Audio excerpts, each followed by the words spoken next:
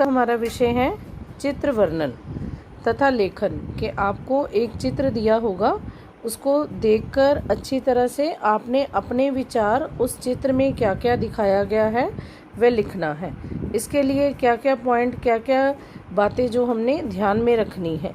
सबसे पहले किसी भी चित्र को देखकर उससे संबंधित मन में उठने वाले भाव विचार कि अपने विचारों को अपनी कल्पना शक्ति के माध्यम से, अपनी कल्पना के द्वारा आप कैसे अभिव्यक्त करोगे। अभिव्यक्त प्रकट करना कि उस चित्र को देखकर आपके मन में क्या विचार आ रहे हैं, उस चित्र से संबंधित अपने विचारों को आप कैसे प्रकट करते हो अपने शब्दों के माध्यम में, इसे चित्र वर्णन कहते हैं। बच्चों, सबसे पहले ये जानना जरूरी है कि चित्र वर्णन में हमें किन किन बातों का ध्यान रखना है, हमें कौन सी ऐसी गलतियां नहीं करनी है जिससे कि हमारे नंबर कट सकते हैं, या चित्र वर्णन में जिसके कारण गलतियां हो सकती हैं। सबसे पहले चित्र पर बनी सभी चीज़ों को ध्यानपूर्वक देखो कि उस चित्र में क्या क्या दिखाया गया है, उसको पूरी तरह से ध्यान से देखना है। चित्र वर्णन हमेशा वर्तमान काल में, प्रेजेंट काल में, प्रेजेंट टेंस में ही करना है कि आप उसे भूतकाल या फ्यूचर में या भविष्य में नहीं लिखोगे। कि आपको क्या दिखाई दे रहा है वहाँ पर, उस चित्र में क्या क्या दिखाया जा रहा है, उसी समय में वर्णन करना है कि उसको वर्तमान काल में ही लिखना है। आपने चित्र को देखते हुए मन में उठ रहे विचारों को अपने सरल और स्पष्ट शब्दों में लिखना है। कि ये नहीं कि आप ऐसे शब्दों का यूज़ करो जो आपको ही एक लाइन को दूसरे वाक्य से, एक लाइन को दूसरी लाइन से जोड़ने में मुश्किल हो जाए।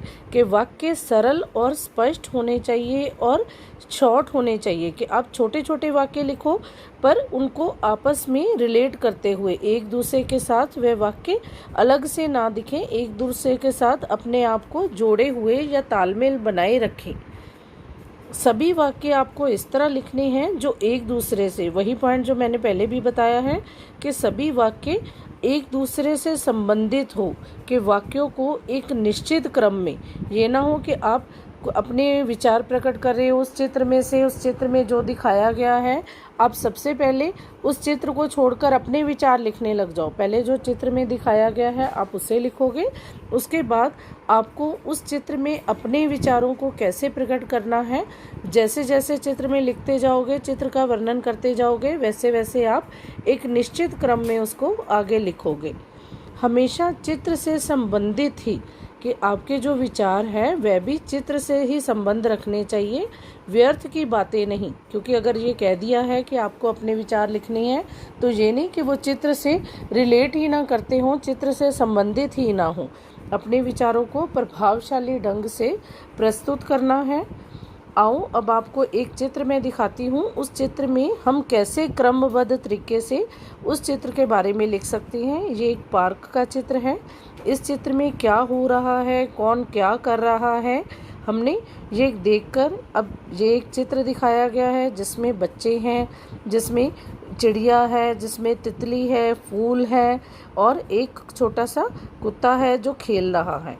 अब ये चित्र देखते हुए हम कैसे इसका वर्णन करेंगे कि ये चित्र एक पार्क का है। इस चित्र में बच्चे, झूला, गेंद, नल, फूल के पौधे, तितलियाँ। आप ये भी लिख सकते हो कि आपको अपने विचारों में जब लिखना है तो ज़रूरी नहीं कि जो मैंने जैसे कहा है आप वैसे ही लिखोगे। कि बच्चे पार्क में खेलकर आनंद या खुशी अनुभव करते हैं। कि जीव या जब जानवरों को भी पार्क में लाया जाता है तो वह भी अपने आप को खेलता हुआ देखना चाहते हैं और वह भी अपने आप को आज़ाद महसूस करते हैं। या बच्चों की सारे दिन की थकान कुछ समय या कुछ घंटे खेलने से ही दूर हो जाती है, इसलिए बच्चों को खेलना अति आवश्यक है। तो पार्क में बच्चे एक दूसरे के साथ खेलकर सहयोग और आपस में प्रेम की भावना सीखते हैं। अब यहाँ पर दो बच्चे खेल रहे हैं, एक लड़की झूला झूल रही है, फूलों के ऊपर तितली उड़ रही है, कुत्ता जो है वो बैलून से, वो गुब्बारे से खेल रहा है। तो मैंने आपको बताया कि आप अपने विचार कैसे लिख सकते हो कि खेलना हमारे लिए अति आवश्यक है, हमारी थकान को मिटाता है। बच्चे थोड़े समय खेलने के बाद अपने आप को थकान से या पढ़ाई से या किसी भी तरह की थकावट से राहत महसूस करते हैं। तो खेलना प्रत्येक बच्चे के लिए ज़रूरी है। ये आपस में प्रेम और सहयोग की भावना पैदा करता है।